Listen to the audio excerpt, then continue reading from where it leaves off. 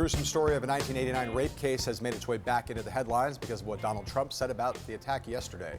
For those of you who don't remember, the Central Park jogger case involved a group of 5 teenage boys accused of sexually assaulting and bludgeoning a 28-year-old woman who survived. During the trial, which attracted national media attention, those 5 boys said they were coerced into confessions after days of interrogation, but they were still found guilty.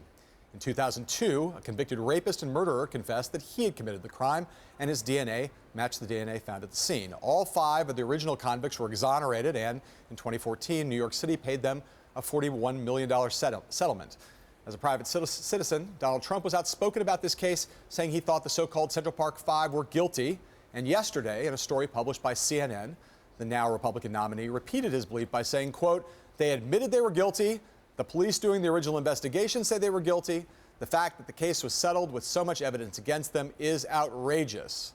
Joining us now to talk about all of this is someone who played a public role in that case, Reverend Al Sharpton, civil rights leader and president of the National Action Network, and of course, host of MSNBC's Politics Nation. Rev, good to see you. Good to see you. Just right off the bat here, your reaction to Donald Trump still sticking with the notion that the Central Park 5 were guilty is what? I mean, if he wanted to say that I believed it at that time, that's one thing.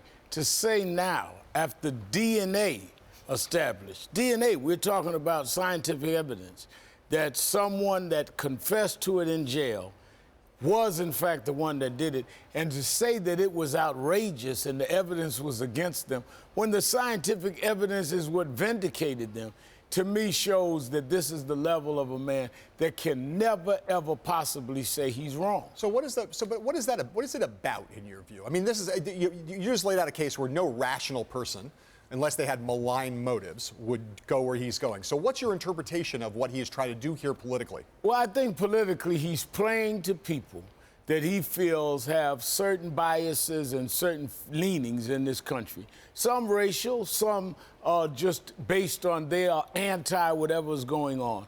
And he's trying to play to that crowd that I'll never step down, even in the face of DNA evidence. I stood with these 5 young men when they were first charged, and they said they were coerced. One of them, when he finally got out of jail, one did 15 years and had to come work at National Action Network, even after he was vindicated, because he did 15 years of the best years of his life. And for this young man to see now that after all of this, Donald Trump is saying that the evidence was against them and it's outrageous to think that they would get a settlement.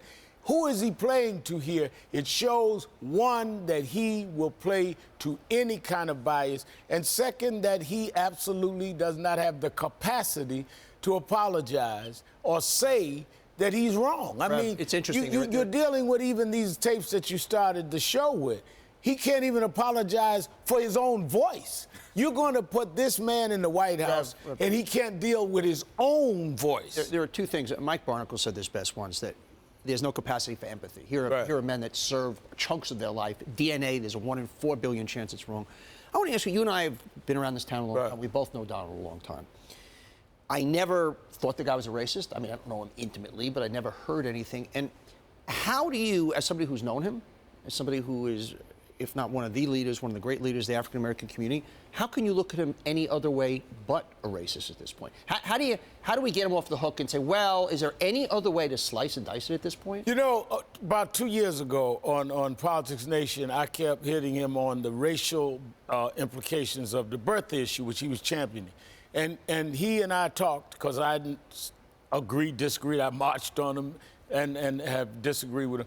But he and I talked. I sat down and met with him. And I told him, he says, you can't call me a racist. I said, but the birtherism is rooted in racism. And he argued about it. Now, what he's done from birth on is even worse, Donnie, than racism, because he's playing to what he knows is racism. So if he's not a real racist, it's even worse that you're going to fan racism. So whether he sits around at night saying, I hate blacks, or I hate Mexicans, I don't know. It's worse than that if you're flamed what you know is racial animus. I couldn't think of anything lower than that.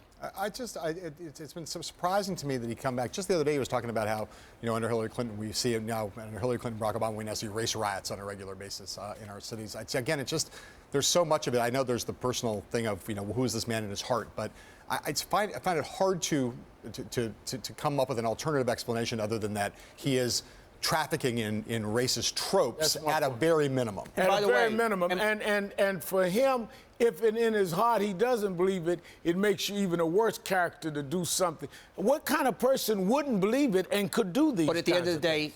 that makes him a racist, even if he doesn't believe it, because he's still using race.